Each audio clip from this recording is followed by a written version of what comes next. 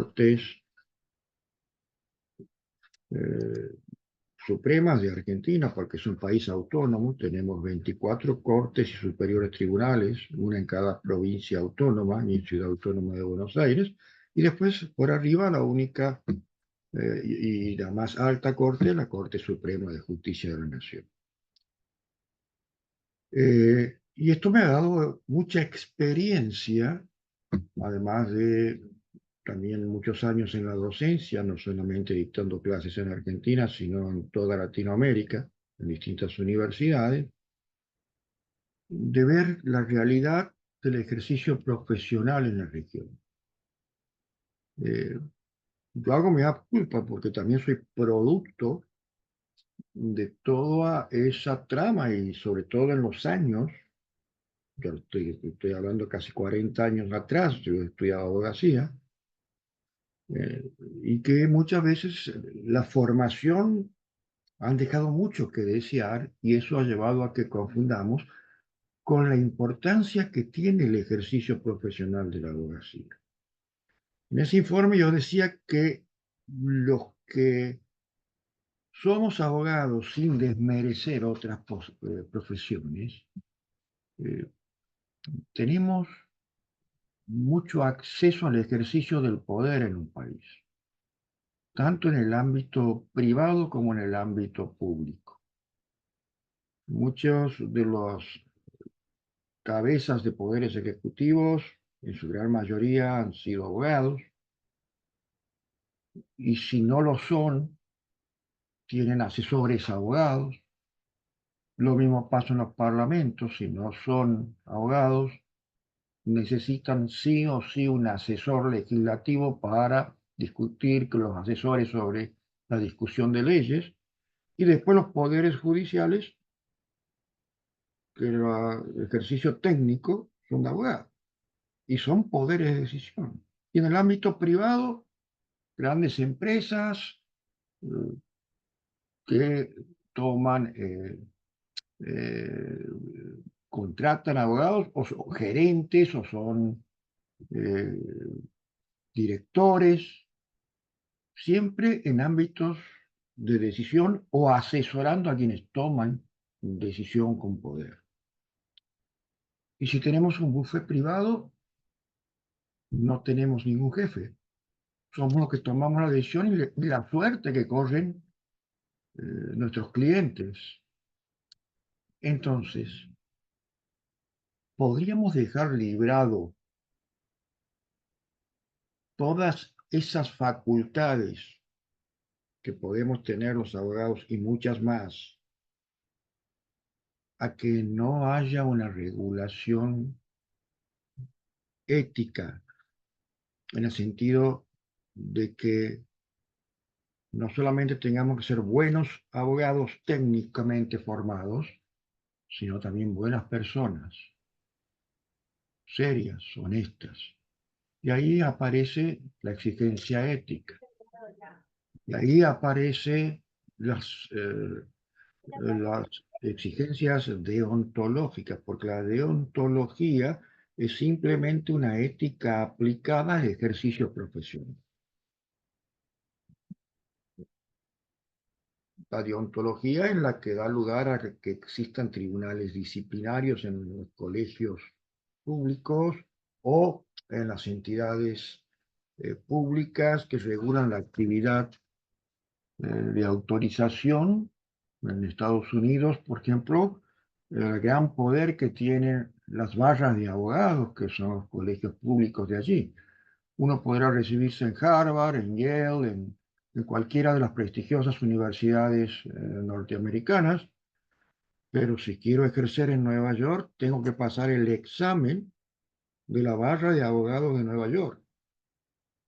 Es decir, de nada me vale blandir mi título. Mire, yo me he recibido en la Universidad de Harvard o en la Universidad de Yale o en la Universidad de Stanford. No, no me importa. Usted tiene que, para poder ser habilitado a ejercer la profesión, ya sea en Nueva York o en cualquiera de los estados norteamericanos, tiene que pasar por esas barras. Entonces, yo apruebo, digamos, los exámenes de la barra de abogados y bueno, en Nueva York puedo ejercer en Nueva York, pero si tengo que cruzarme a New Jersey, que está río de por medio, pegado, me dirán, bueno, señor, muy lindo, usted tiene el título en Harvard, tiene el título en Yale, tiene aprobación en la barra de Nueva York, pero aquí estamos en New Jersey. Ahora tiene que rendir en la barra de New Jersey.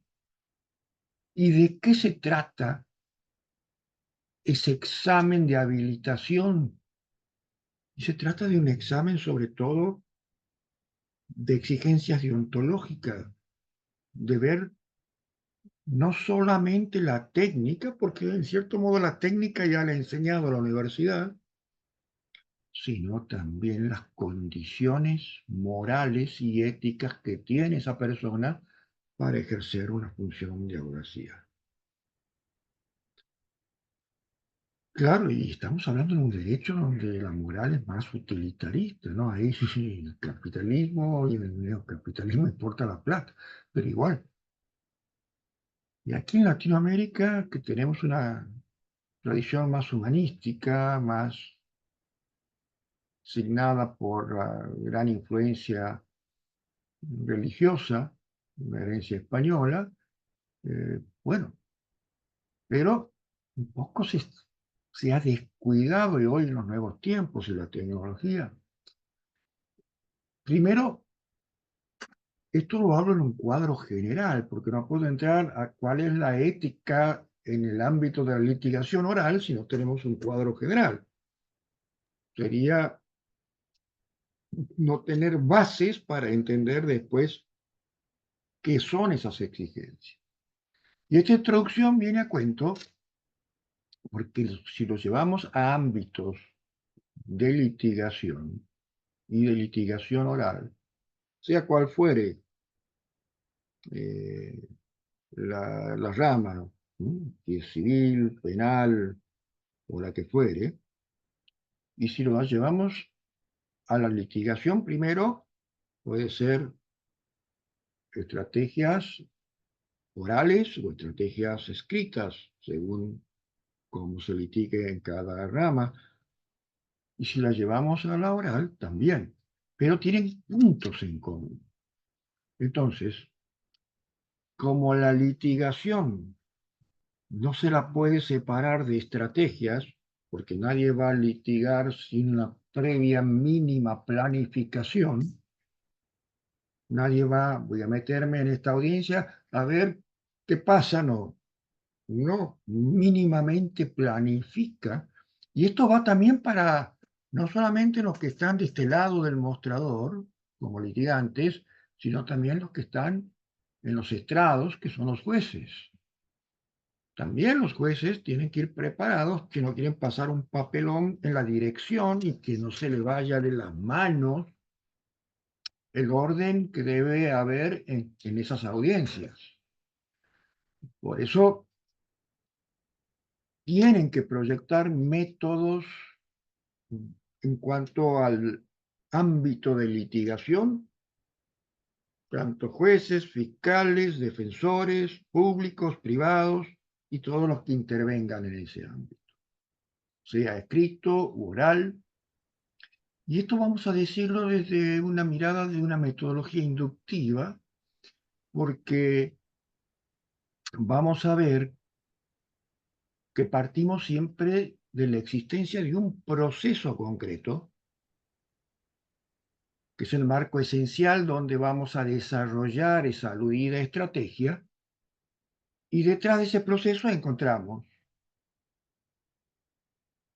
según la materia que se trate, penal, constitucional, civil, administrativa, etcétera, el rol que cada operador cumple en ese ámbito. No todos cumplen la misma función. Eso es una verdad de perogrullo. Dentro del litigio, cada uno, el fiscal acusa, el defensor refuta las acusaciones, eh, los jueces escuchan y después deciden. Entonces, ahí encontramos la materia jurídica sobre lo que implica la litigación y que podemos participar también como apoderado de quien acciona o de quien debe repeler las pretensiones de esa acción, si somos abogados, ¿eh? Y en el marco penal, en lo que es la defensa técnica y la acusación, a través de los ministerios públicos, y en donde también pueden ser partes querellantes representando a las víctimas particulares, dentro de lo que es el concepto actual de un sistema adversarial como estamos implementado en casi toda Latinoamérica.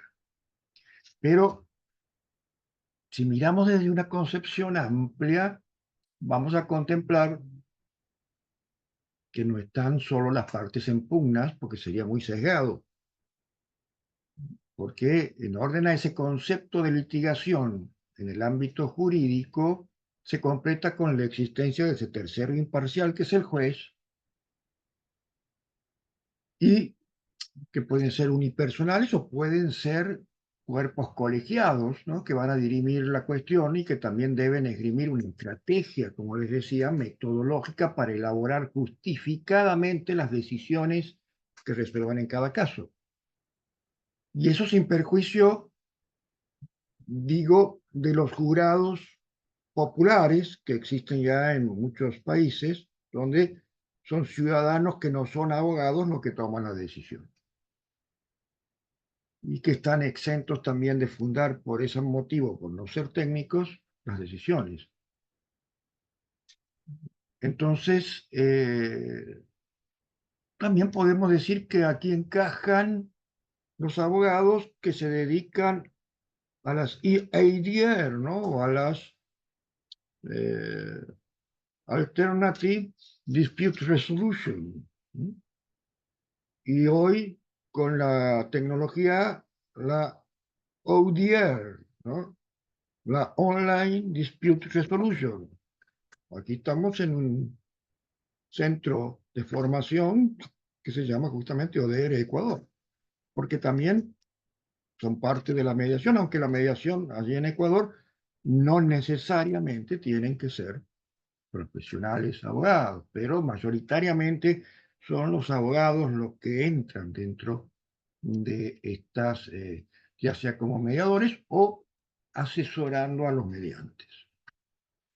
Entonces, vemos el gran campo de actuación para cumplir esas funciones que van más allá de lo público y privado, que los conocimientos deben estar certificados y queda claro que toda esta estructura son los que forman los cimientos de esa litigación y que van a conformar que lo importante no solamente la formación técnica, y me refiero a que, bueno, vamos a ver técnicas de litigación oral, cómo poner la cara, cómo tener técnicas discursivas, importante, pero ¿lo vamos a dejar sola o también vamos a apelar a aspectos éticos como lo vamos a ver y vamos a ver por qué es necesario? Y que de eso también, de la actuación que tengamos, va a salir el prestigio que tenga nuestro buffet o nuestro prestigio personal como letrados, ¿eh? A través de las distintas actuaciones que tengamos en estos campos, porque una adecuada o inadecuada, exitosa o fracasada exigencia de litigación eh, tiene que ser el contexto que conforman las teorías y las particularidades en relación a modos, tiempos, lugar, sino además un soporte estructural a lo que se ha hecho referencia, a todos estos contenidos. Y esto encuentra razón porque según la teoría del derecho, en la que la estrategia se encuentra enrolada, también le va a dar mayor importancia a un silogismo jurídico, a una argumentación jurídica, o va a conciliar, digamos, ambos en ámbitos de hermenéutica. Y los sujetos que por lo general van a depender de nuestras actuaciones son sujetos vulnerables, así sean personas que han infringido la ley penal. ¿Por qué? Porque si están presos, si están detenidos, esa situación los vuelve vulnerables, aunque sean victimarios, según las reglas de Brasilia de acceso a la justicia de la Cumbre Iberoamericana. Entonces, vamos entrando en tema. Esas estrategias de litigación tienen que tener metodologías aplicables mediante usos de combinación de saberes, por eso hablamos de hermenéutica, apropiados que permitan a ese operador jurídico, según el rol que cumpla, emplear herramientas teórico-prácticas más aptas para alcanzar eficaz y satisfactoriamente los objetivos que se propone mediante actos desarrollados en el proceso. Y alcanzar esas metas exige no solo una astucia natural, sino el acceso a todo un proceso de conocimiento que hace a la formación profesional de los juristas que le permitan desarrollar esas habilidades y herramientas para ejecutar de un modo técnicamente adecuado esas acciones profesionales que correspondan, pertinentes.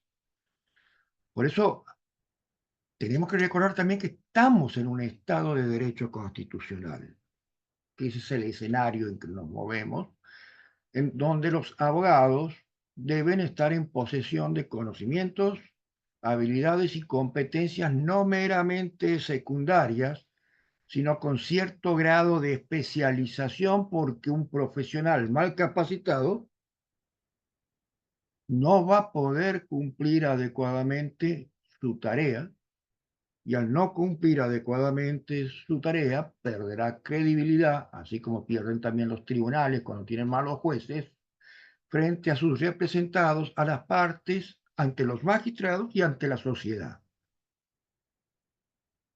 Entonces, vean el énfasis que cobra aquella máxima que nos enseñó el gran maestro del derecho, Eduardo J. Couture, cuando nos señalaba que el derecho se transforma constantemente y que si no somos capaces de seguir sus pasos, cada día seremos un poco menos abogados. A lo que también podemos vincular en donde eh, con otras enseñanzas que nos da ese decálogo, que el derecho se aprende estudiando, pero se ejerce pensando. No es estudiar de memoria las cosas, porque nos anima a Couture con esto a exigir en mayor medida nuestra razón, nuestra racionalidad. Ya también gran pensador europeo, Immanuel Kant, en 1798, vean la época que les hablo, cuando presentó su último libro impreso antes de su muerte, que se llamó El conflicto de las facultades, denunciaba la crisis que había en ese tiempo en las universidades europeas, en donde la enseñanza del derecho atravesaba, respecto a los contenidos educativos, y en relación al conocimiento científico y humanístico, con una gran crisis porque se habían llenado de fanatismo, supersticiones, entendidas estas como la liberación de perjuicios, lo que en base de lo que era esa corriente a la que pertenecía Kant, la Ilustración, no incentivaban como debían incentivar a quienes estudiaba a atreverse a pensar por sí mismos para forjar sus propias conciencias para que su voz quede por arriba de cualquier otra, y la importancia en esto de la filosofía como ámbito crítico para promover procesos de autorreflexión y autoconocimiento. Y lo que dice Kant tiene directa incidencia en la educación de los profesionales y especialmente del derecho, sobre todo en su formación inicial, dentro de un panorama de desigualdades que llegan. No todos los que estudian abogacía vienen de la misma cuna, ¿no? Algunos vienen de familias más acomodadas, diferencias raciales, unos son blancos, otros son negros, otros son mestizos, otros tienen rasgos orientales, ¿m? Género, van varones, mujeres, hoy también componentes de la comunidad LGTBIQ+. Entonces, todo ello también se refleja como un común denominador en el seno de nuestras actuales sociedades y de nuestros países en esta región, que en la actualidad han sumado, se encuentran su- dentro de un marco de crisis. Ecuador, Argentina, sabemos que estamos en crisis económica, política, eso es una realidad a ojos vistas por cualquiera. ¿Mm? Entonces, tenemos que pensar también que esa crisis no solamente tiene contenido económico, sino la fuente generadora de esas crisis son elementos éticos y morales. Porque también en el ámbito de los egresados como abogados desarrollamos nuestras funciones, como decía, en distintas órbitas de decisión y se debe tener en cuenta a nivel social que, que el abogado va a cumplir un rol como defensor de causas humanas y ese alto poder de decisión en el ámbito que le toca va a ser un potencial sensiblemente superior a quienes detengan otras profesiones o artes o incumbencias. Pero más allá de eso hay que reconocer que la mayoría de las facultades de derecho de la región no han acompañado con dinámicas de cambio que ha ido experimentando la sociedad y tardan y han tardado en aferrarse a modelos de enseñanza y han sido más bien informativos. Aprender leyes y saber leyes no es saber derecho, porque el derecho hoy tiene ámbitos de apertura a la interdisciplinaridad. Dentro de este marco introductorio, me gustaría invocar a un gran jurista que, si bien escribió este libro sobre el que les voy a hablar hace más de 80 años, supo tener la visión que hoy es totalmente aplicable. Me refiero a Piero Calamandrei. Piero Calamandrei fue aquel gran profesor de Florencia que ejerció la profesión de abogado y entre muchos de sus libros, uno relató todas las experiencias que vio durante años en los tribunales italianos y le llamó el elogio a los jueces escrito por un abogado. Elogi de giudice escrito per gli avvocati. Y ahí relata y ahí da contextos en cuanto a técnicas de litigación y en cuanto a contornos éticos y deontológicos. ¿Qué nos decía, por ejemplo, Piero Calamandrei en ese libro? Quizás muchos de ustedes ya lo hayan leído, pero para quienes no, lo voy a decir, esta obra clásica en derecho procesal reflexionaba sobre el papel que tenían los jueces y la justicia desde la perspectiva de un abogado y viceversa.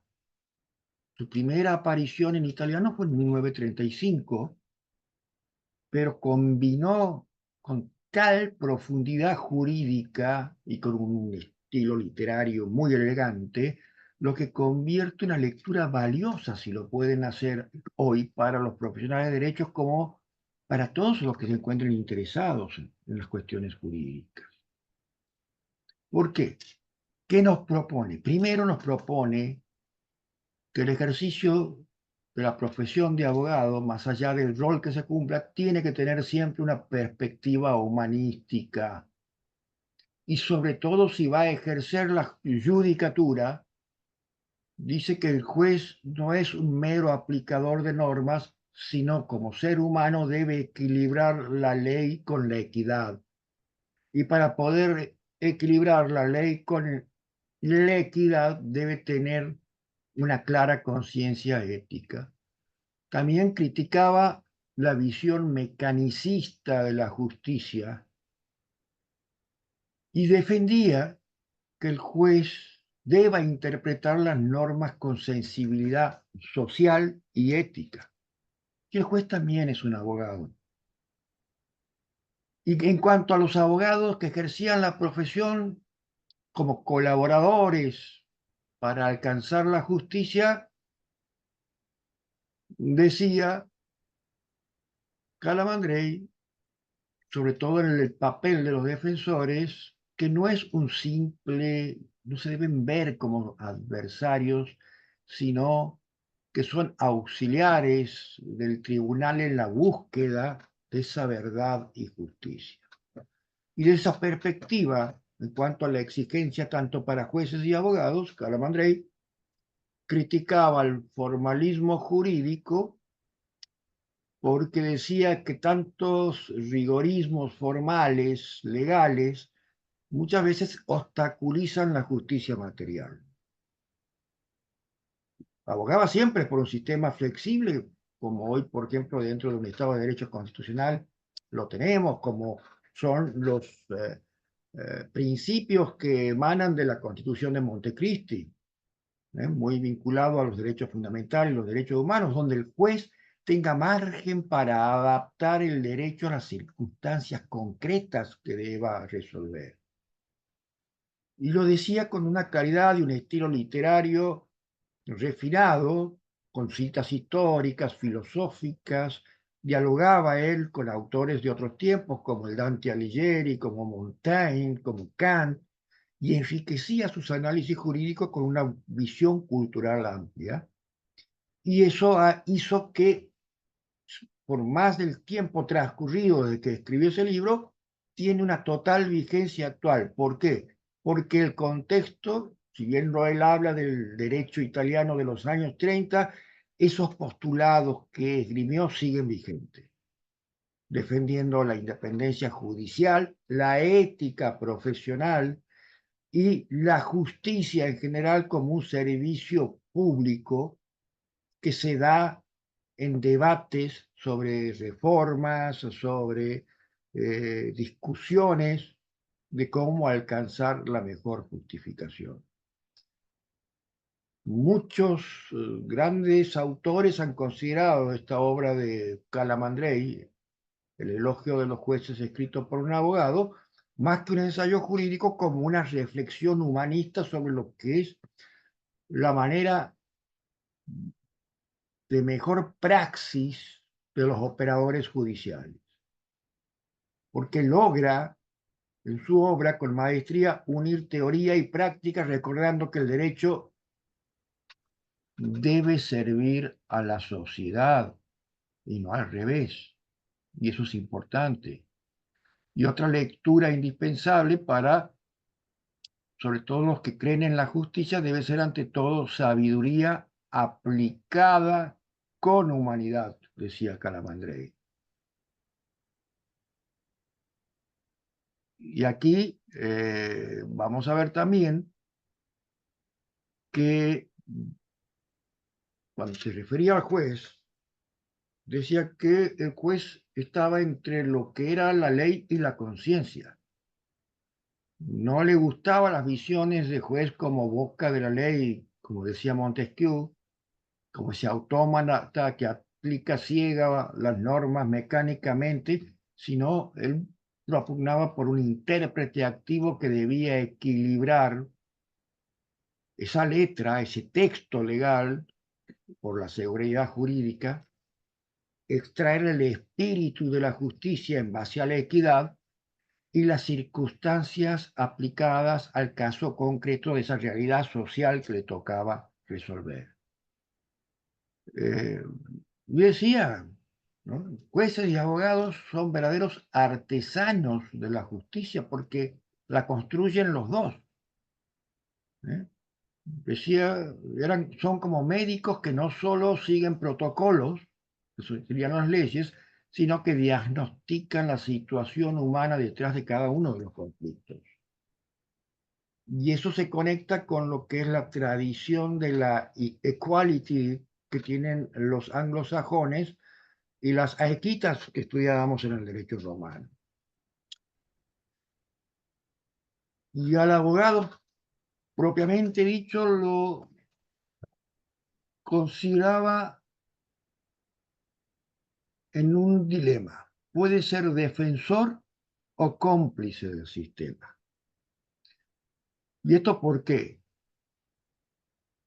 Porque la profesión muchas veces nos pone en paradojas. Idealmente, un abogado debería ser un cooperador de la justicia que ayuda al juez a encontrar la verdad. En la práctica, y lo vemos en el sistema adversarial, más que cooperador, se vuelve un verdadero estratega. Por eso empecé hablando de la estrategia de litigación, que siempre busca ganar, aunque tenga que distorsionar la realidad y los hechos.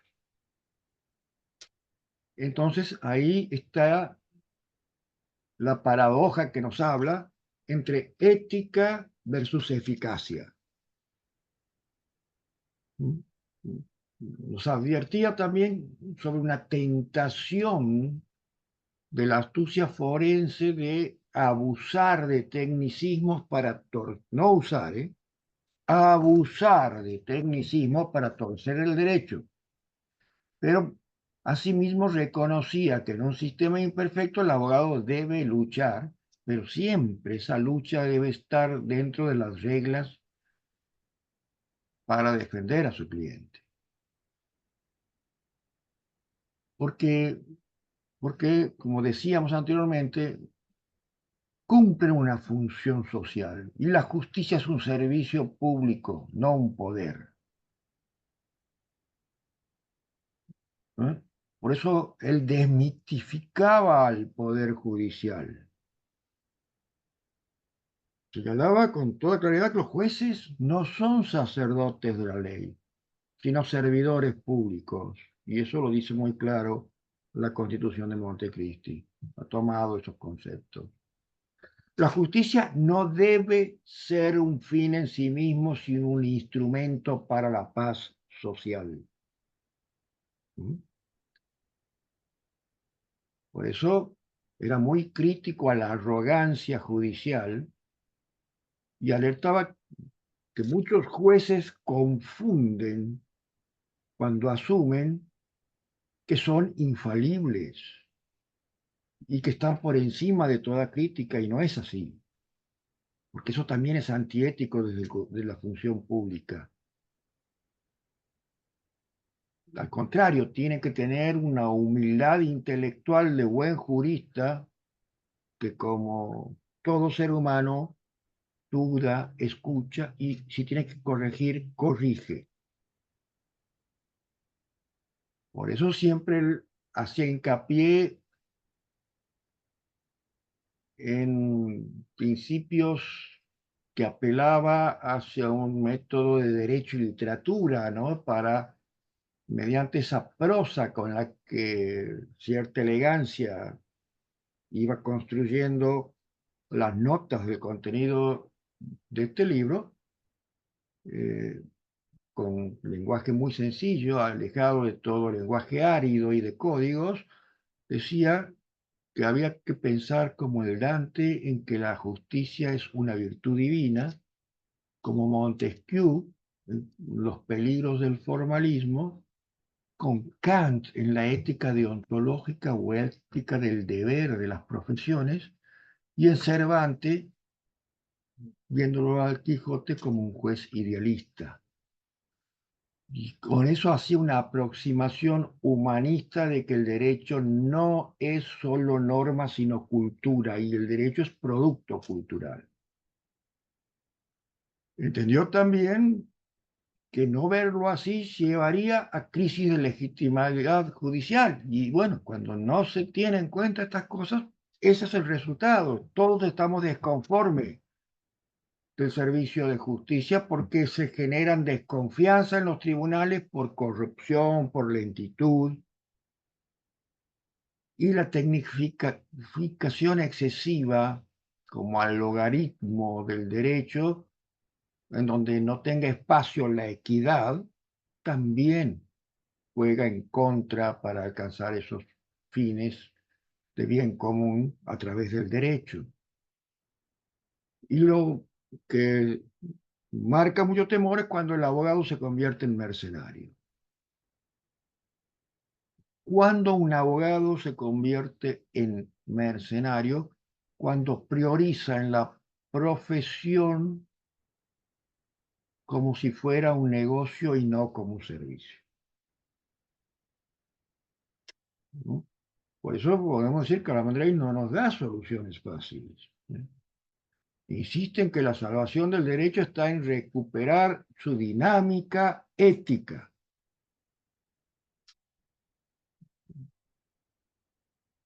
Entonces, su lectura muchas veces es un antídoto contra el cinismo profesional, y eso va para jueces y abogados. Para los jueces, principalmente, un recordatorio que su poder debe ejercerse con humildad. Para los ciudadanos, una defensa de que la justicia es tarea de todos, no solo de los tribunales, también de la sociedad.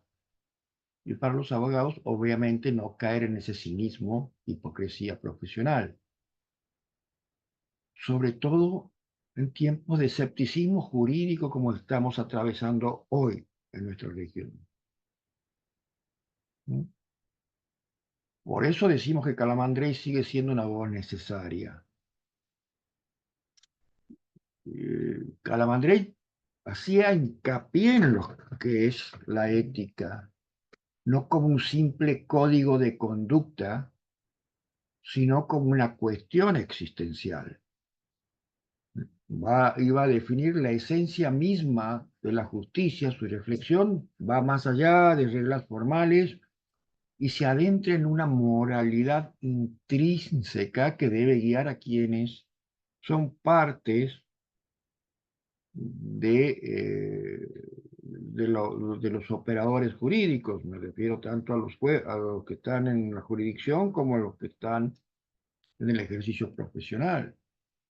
Y esa ética judicial en cuanto a los que están en la función no debía vérselo como un código de conducta, un código de ética normativo, sino como esa cuestión existencial que habíamos referido, porque define la esencia misma de la justicia y con su reflexión lleva a pensar más allá de las reglas formales, introduciéndose en la necesariedad de contenidos éticos, porque la ética es una conciencia de límites. Para los jueces, el juez ético no es el que simplemente obedece la ley, sino el que reconoce que su poder tiene fronteras morales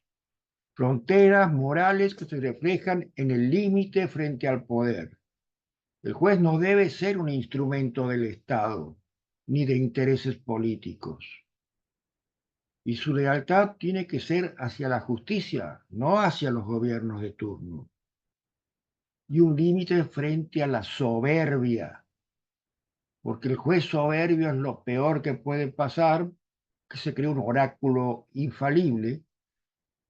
Por eso propone una ética de un juez que dude, como consciente de su falibilidad humana, y acepte que puede equivocarse y esté abierto a escuchar y hacerse críticas y aceptar críticas y hacerse autocríticas.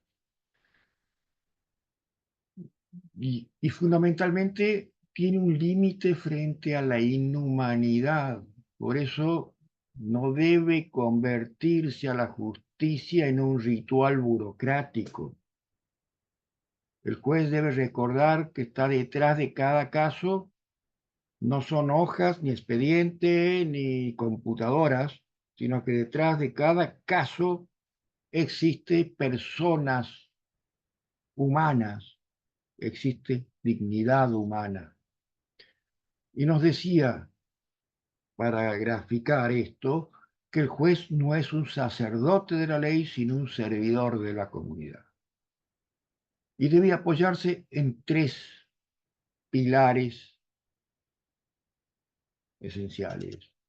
Independencia, no como privilegio, sino como obligación.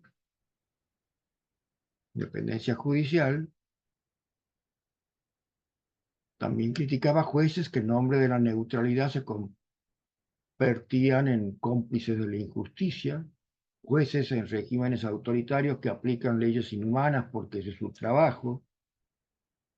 La imparcialidad iba más allá de una neutralidad formal, no bastaba con tener conflictos de intereses, sino que el juez debe luchar contra sus perjuicios inconscientes y también exige cierta empatía de entender las circunstancias de casos, riesgo penal de los acusados, de las víctimas, sin caer en paternalismo. Eso también tenía que ir asociado a una humildad intelectual, porque el peor vicio es la arrogancia del que cree poseer la verdad absoluta. En derecho nadie es dueño de la verdad. Por eso decía que el juez debe ser un estudiante perpetuo, también los abogados, como decía Couture, capaz de revisar sus propios conceptos. Y en cuanto a los abogados, hablaba de riesgos éticos. ¿Cuáles eran los riesgos éticos? ¿Eh? Caer en excesismos, tecnicismos, ¿eh? Y en la inmoralidad disfrazada de legalidad. También eh, eso debía entender que la ética es un arte de la humanidad y especialmente en cuanto a los abogados, también esa necesidad de entenderlo como servicio público, pero que no es un mero técnico al servicio del cliente, sino es más bien una estratega que busca que la victoria no sea a cualquier costo, porque es un auxiliar del tribunal y su deber no es solo con defender al cliente, sino ayudar a la justicia a llegar a la verdad. ¿Mm?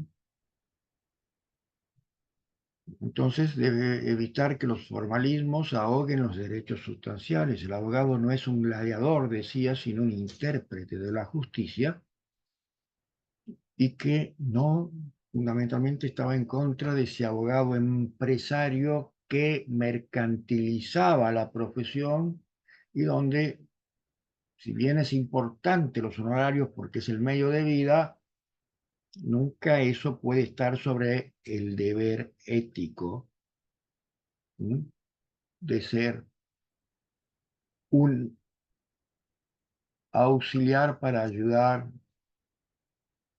a llegar a la verdad. Y nos hablaba de tres pilares de ética del abogado. El primero, una lealtad que nunca debe caer en ceguera. Siempre tiene que tener lealtad hacia su cliente, debe defenderlo con vigor, pero eso no implica que deba mentir ni manipular pruebas. En cuanto al tribunal, si va buscando engañar al juez con argucias procesales o con retóricas emotivas, tampoco es una conducta ética. Y en cuanto a la sociedad, siempre entendía que la función del abogado es preservar ese sistema legal y no ayudar a corromperlo, porque los abogados muchas veces que no tienen eh, esos frenos éticos son los que después corrompen a los abogados que están en la justicia. Acuérdense que la corrupción interna de un poder judicial siempre es provocada por un estímulo externo. Entonces, no solamente hay que ver la paja en el ojo ajeno, sino también en la propia. Por eso también el abogado tiene que tener independencia en cuanto a presiones en casos donde el cliente busque usar el derecho para fines injustos, ¿no? Ya sea para eludir impuestos o para perjudicar ilícitamente a terceros, ¿eh? Y no convertirse en instrumentos de poderes fácticos. Porque es la única forma de alcanzar esa dignidad profesional que va a llevar a que no se litigue por vanidad o enriquecimiento ilícito y que no se abuse de técnicas ni de astucias engañosas. Y en cuanto a los abogados, podemos los abogados tener dilemas éticos. ¿Mm? Puedo como abogado alguien que es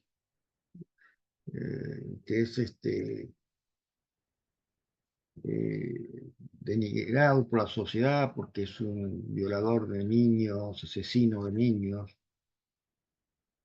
Y bueno, si soy defensor público es una función que debo cumplir. No puedo hacer ningún tipo de objeción moral. Por eso he aceptado ser un defensor público.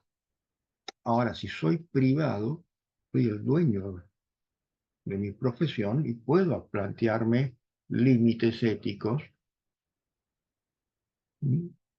Porque puedo decir que yo puedo garantizar que se les respete el derecho a defenderse.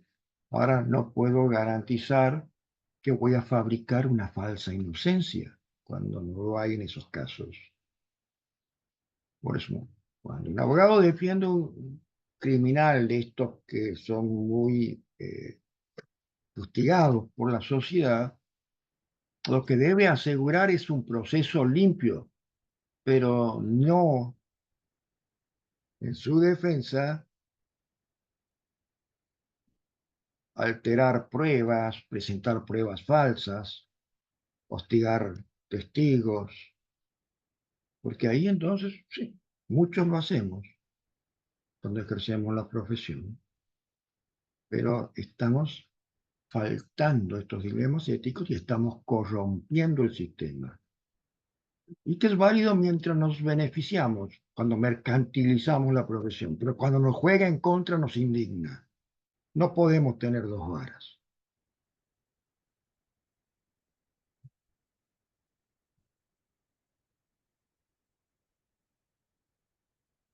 Lo que me gusta hacer, y contrariando estas exigencias éticas,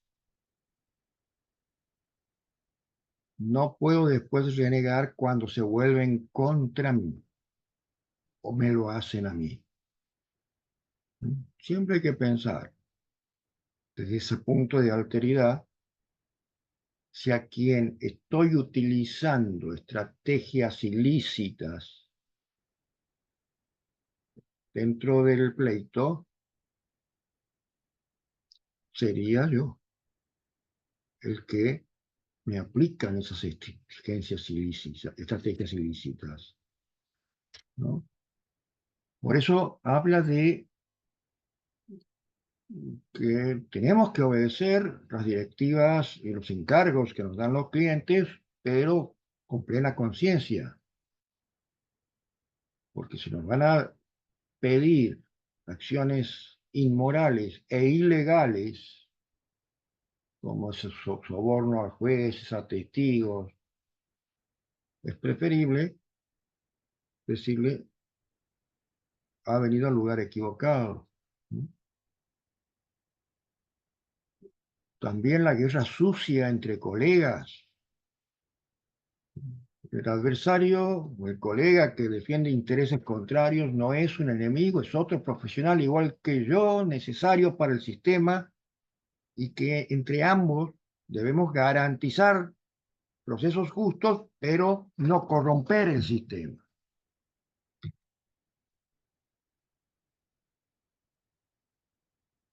Y esto tiene mucha vigencia porque después no nos asombremos que aparezca la abogacía como un negocio desprestigiado por casos de corrupción, defensas millonarias, pero plagadas de inmoralidad, de ilegalidad.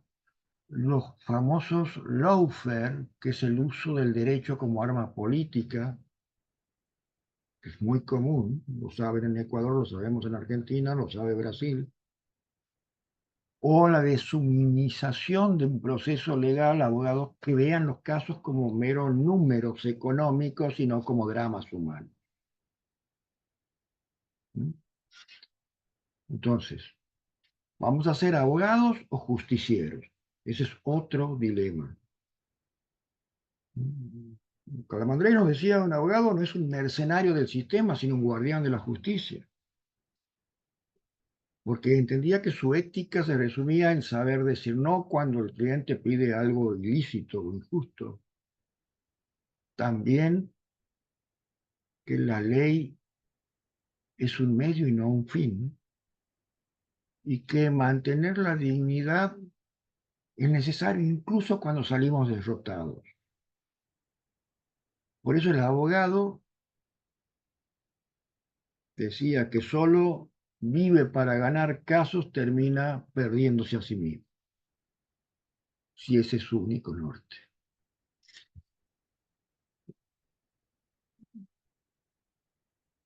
Por eso, cuando no tenemos una conciencia ética en el ejercicio, entramos en esto que es la crisis de identidad, porque empiezan a aparecer los códigos deontológicos que van a exigir principios abstractos en la práctica cotidiana, pero lo que hay que tener presente es que muchas corporaciones quieren justificar lo injustificable y nos ponen como herramientas para lograr esos fines o convertir, como les decía, el derecho en lawfare, en armas, o la mercantilización de la justicia en cuanto a ver solamente los casos como números económicos, eh, porque el proceso judicial no es un campo de batalla, es un debate jurídico. Eh, Vamos ahora a ver un poco de cómo metemos estos conceptos dentro de lo que es la ética profesional ya en el plano de la litigación oral. Y aquí vamos a ver cómo aparece la ética y la deontología eh, en la litigación oral, porque hablamos que la ética y la deontología, conforme lo hemos dicho, son fundamentales en el ejercicio de la función dentro del ámbito del derecho y especialmente en la litigación oral, donde allí vemos que los abogados equilibran el deber de defender los intereses de su parte con los principios de honestidad, justicia y respeto, que son cánones éticos. dentro del marco de las normas procesales. ¿Y qué es lo que informan a estos principios éticos en la litigación oral? Y lo primero, tenemos que referirnos a la lealtad, la probidad, porque un abogado actúa o debería, el deber ser de un abogado, el mandato deontológico prescriptivo es que debe actuar con honestidad y sin engaños ni manipulaciones, más allá que muchos lo hagamos. Confidencialidad.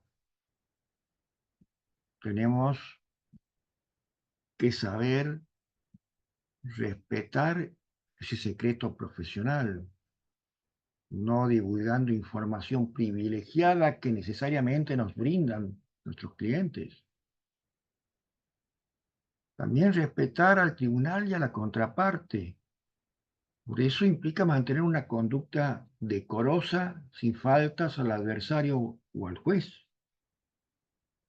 Y el tema de la verdad o la lealtad, como le llaman otros, procesal, de no presentar con engaños, pruebas falsas, testimonios falsos, manipulación de documentación. Hoy con la tecnología se pueden hacer muchas cosas, hasta incluso hacer que la contraparte aparezca hablando cosas que realmente no dicen, como si fuera un video. Ya no distinguimos, ¿no? Si es que eso ha sido hecho con una máquina o ha sido una filmación en tiempo real.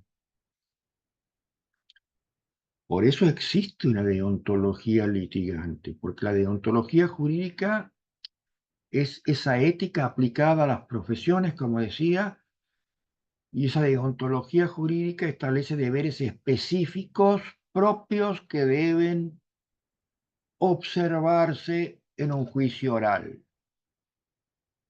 Como decíamos, no incurrir en litigancia temeraria, evitando planteos sin fundamentos, no obstaculizar la justicia mediante esas conductas ilícitas de ocultar, destruir, intimidar testigos, destruir pruebas, y esa independencia profesional de que nos dejemos influir incluso por intereses ajenos al caso, traicionando a nuestro propio defendido. Y esos dilemas éticos que nos dan muchas veces también, como habíamos hablado, de la defensa de un cliente culpable, que hemos dicho claro que el abogado debe con lealtad garantizar un juicio justo, pero no llevando a cometer delitos para alterar los contextos de los hechos que se investigan. Tampoco a abusar, no usar. Si es lícito usar tecnicismos, pero no abusar de tecnicismos para dilatar el proceso. Por eso hay que evitar estrategias que dolosamente perjudiquen la celeridad procesal. Tampoco utilizar presiones para ganar, ¿sí? Utilizar, a llevar las cuestiones del litigio mediante pago a medios influyentes de opinión pública como la prensa, generando juicios paralelos, a veces con engaños, a lo que es el verdadero juicio o proceso que se está generando, porque eso es un fraude también, ¿no? Para forzar o influir en una victoria que sabemos que ha sido lograda con engaños. Ahora, ¿por qué se corre también alto riesgo? Porque si actúan las instituciones como deberían actuar, eso podría tenernos consecuencias como graves sanciones disciplinarias que nos apliquen los tribunales disciplinarios de los colegios de abogados o el mismo tribunal, o incluso por esa grave alteración que hacemos para falsear las cosas, nos lleven a nulidades de actuaciones por la mala fe empleada, y eso obviamente va a generar un grave daño a la reputación profesional del profesional o del bufete al que él pertenece. Por eso el litigante oral debe combinar y balancear equilibradamente eficacia jurídica en la estrategia de litigación con integridad moral, teniendo siempre presente que la función no es solo ganar, sino contribuir a esa justicia transparente. Y esa ética deontológica en la litigación oral nos va a garantizar un ejercicio profesional responsable, justo e incluso eficaz, porque va a regir la conducta que tenemos como profesionales, tanto frente al cliente, ante el tribunal, ante la contraparte, ante la sociedad, y siempre tener presente ese principio de lealtad que es al cliente para defender sus intereses con diligencia, sin conflictos de intereses, y también a la justicia no engañando ni manipulando lo que decíamos, ni cayendo en actitudes hasta delictuales para confundir al tribunal. Otro principio es el de probidad, que está vinculado a la honestidad, que actuemos con rectitud, integridad, seriedad, y justamente evitando esas conductas fraudulentas o engañosas, ¿m? Vinculadas sobre todo a alterar, digamos, a distorsionar la verdad de los hechos. Y ese principio de independencia de que el ejercicio de nuestra profesión sea autónomo, que no nos afecten presiones indebidas tanto del cliente, tercero o autoridades políticas. El secreto profesional, ese principio de confidencialidad, también tenerlo siempre presente sobre lo que es darle toda la información que necesite el cliente y solamente brindar información al tribunal o a terceros con autorización o mandato legal del cliente. Después apegarnos siempre a un principio de veracidad de esa verdad procesal en la que no tengan lugar esas maniobras engañosas, aunque el abogado no está obligado a perjudicar a su cliente con revelaciones perjudiciales tampoco, no hay que confundir. Que sepamos distinguir bien lo que es una verdad material, lo que realmente ocurrió, y la verdad procesal, lo que debemos probar en el juicio.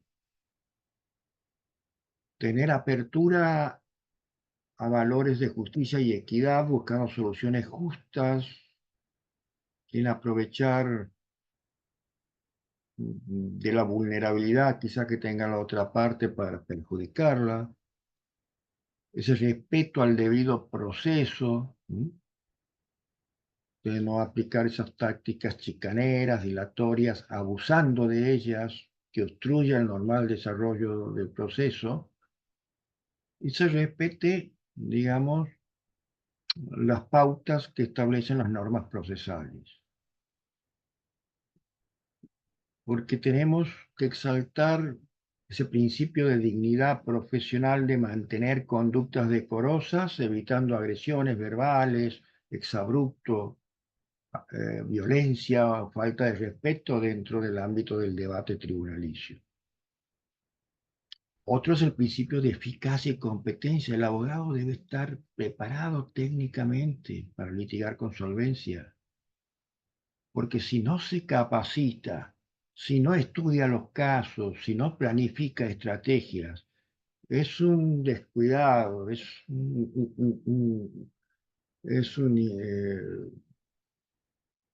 una persona que va sin ningún tipo de preparación, va a perjudicar negligentemente por su improvisación al cliente, y eso también va a afectar ese principio de eficacia y competencia. Y el principio en general de responsabilidad social, porque tenemos que pensar que no solamente defendemos intereses privados, sino que, como decíamos anteriormente, contribuimos al funcionamiento de un sistema judicial que tiene que ser efectivo, eficaz y eficiente. Por eso, estos principios no son abstractos, son obligaciones concretas y que no cumplirlas puede generarnos sanciones disciplinarias e incluso penales. ¿Eh? Esa buena fe procesal en la litigación oral también es un principio fundamental que nos obliga a las partes como abogados e incluso a los tribunales a actuar con honestidad, lealtad y transparencia durante todo el proceso judicial, y especialmente en la litigación oral, porque hay un dinamismo de juicio que exige claridad, confianza entre todos los actores.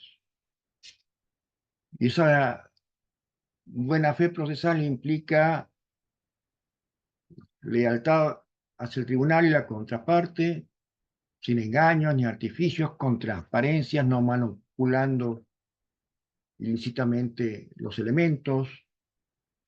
Y tenemos que diferenciar esa buena fe procesal con, por ejemplo, la buena fe contractual. No, sabemos que en el derecho civil, la parte de los contratos habla de una buena fe de los contratantes, de las relaciones privadas. No, en el derecho procesal la buena fe rige en cuanto a la conducta que desarrollamos en el proceso, que a veces puede ser tomada por los jueces en cuanto a la decisión que toman. Y muchos códigos orgánicos lo toman, ¿no? Habla de leyes de ética profesional, muchos tribunales también han dedicado parte de su sentencia anulándolas por mala fe, por pruebas obtenidas ilegítimamente. El- Esa prohibición de litigación temeraria, no usar artimañas dilatorias, no presentar pruebas falsas, no engañar al tribunal, tiene que ser una aplicación observada dentro de la litigación oral, y donde también hay un deber de colaboración para evitar ese fraude procesal. Porque las consecuencias de violar la buena fe procesal van a ser nulificar actuaciones, que nos apliquen sanciones disciplinarias, suspensiones o hasta cancelaciones de matrículas, multas económicas o responsabilidades civiles y penales, según la magnitud que ya tenga. Eh, Porque cuando tengamos esa mala fe, la otra parte va a intentar demostrar esa mala fe que incurrimos nosotros en esos juicios, y lo va a acreditar por medios de prueba, como testigos que acrediten el engaño, documentos, grabaciones que muestren nuestra deslealtad, pericias que detecten falsedades y manipuleos que hemos realizado. Y eso nos va a llevar a que seamos receptores de acciones legales por esa mala fe procesal, con todas las consecuencias y daños que pueda haber provocado, ante denuncias tanto en el Colegio de Abogados, en las fiscalías, en los tribunales. Por eso la buena fe es un pilar del debido proceso y la justicia efectiva en un Estado de derecho constitucional. Y eso tenemos que tenerlo bien en claro. Entonces, de eso se trata. Ahora, aquí hemos avanzado bastante con estas primeras etapas. Me gustaría ver que tengamos un diálogo. que nos pueden decir o aportar o opinar quienes están aquí en el foro. Lo escuchamos.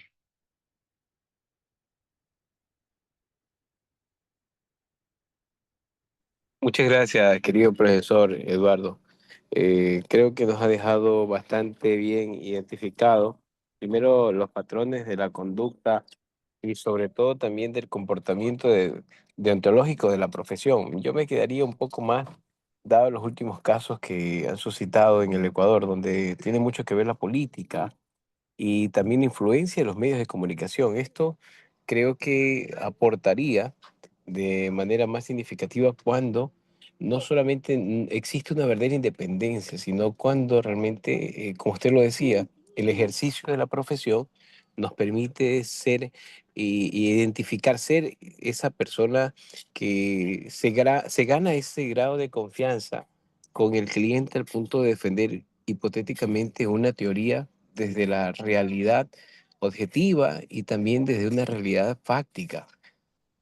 Por otro lado, también creo que es un gran desafío para los profesionales hoy más que nunca y para, como usted mismo lo decía, para las carreras, para las universidades, trabajar en este lado humano, ¿no? Donde más que el ejercicio de la profesión sea realmente un verdadero hecho donde se ponga en práctica la justicia social y el servicio a la sociedad o a la comunidad donde se presta el ejercicio de la profesión. De mi parte, muy, muy agradecido. Siempre es muy necesario escucharlo y especialmente usted que tiene ya casi caminando 40 años en el ejercicio de la profesión y ha sido un gran aporte para nuestra sociedad ecuatoriana. Muy bien, Cristian, muchas gracias. No sé si alguno de los colegas quiere opinar algo. Lo escuchamos con mucho gusto. Quiere preguntar algo. Quiere también dar su crítica a lo que ha escuchado. Entonces, bueno, aquí nadie es dueño de la verdad, como decíamos, ¿no? Uno da un panorama basado en lo que, bueno, en lo que grandes pensadores del derecho que han trabajado estas cuestiones lo lo han desarrollado y la experiencia de años también en la materia, como lo mencionabas, pero también seguramente que hay colegas que tienen vasta experiencia y tienen mucho también para aportar, ¿no?, al debate de estas cuestiones.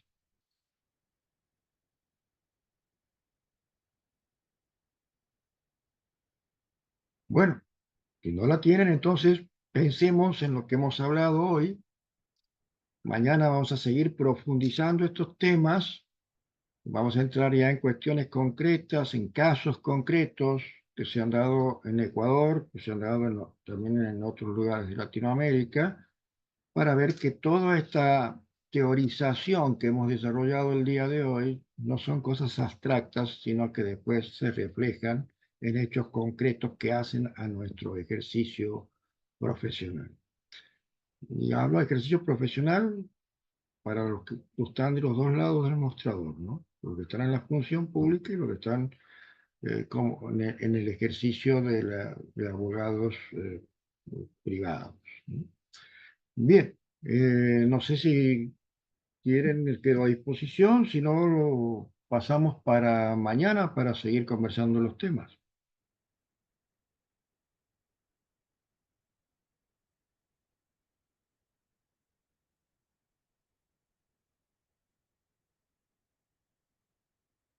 Doctor, permiso, Santiago, doctor, buenas noches.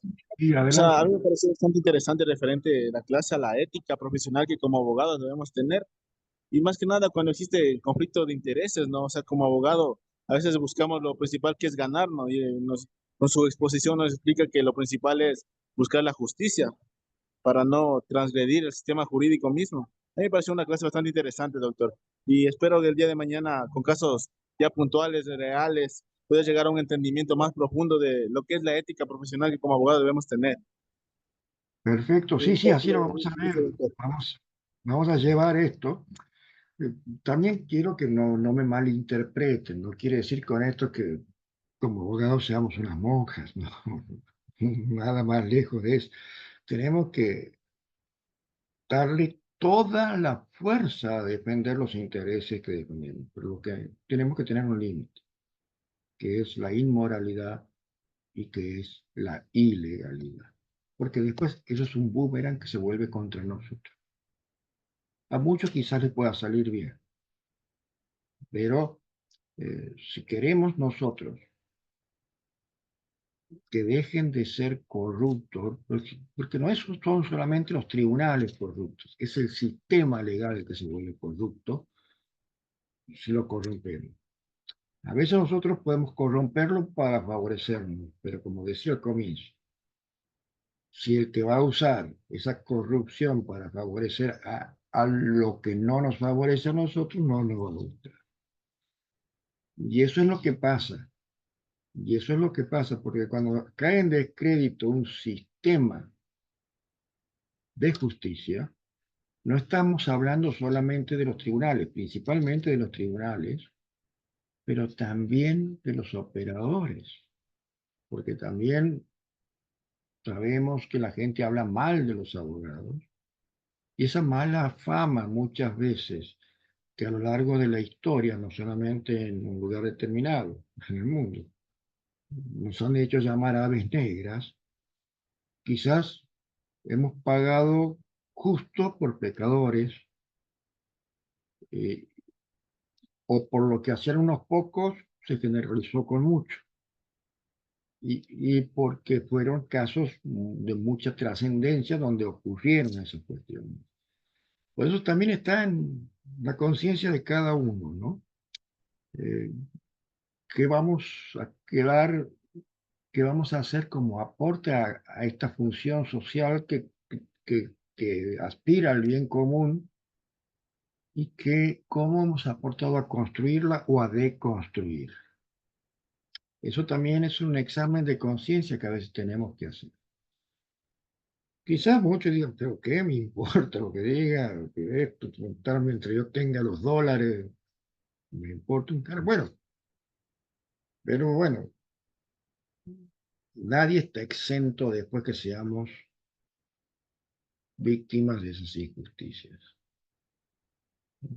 Y después no podamos chillar, porque nosotros no podemos alegar nuestra propia torpeza. Esa es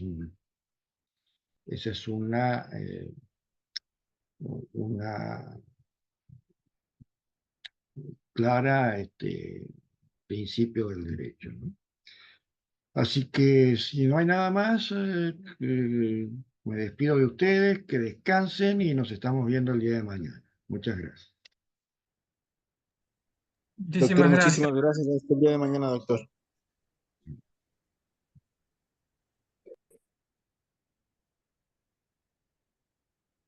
Bien, esto es todo por el día de hoy. Nos vemos mañana con el doctor Yugdal nuevamente. Que tengan una excelente noche. Hasta mañana. Gracias, doctor. Muchas gracias, doctor. Hasta el día de mañana. Hasta el día de mañana, Bien, doctor. doctor.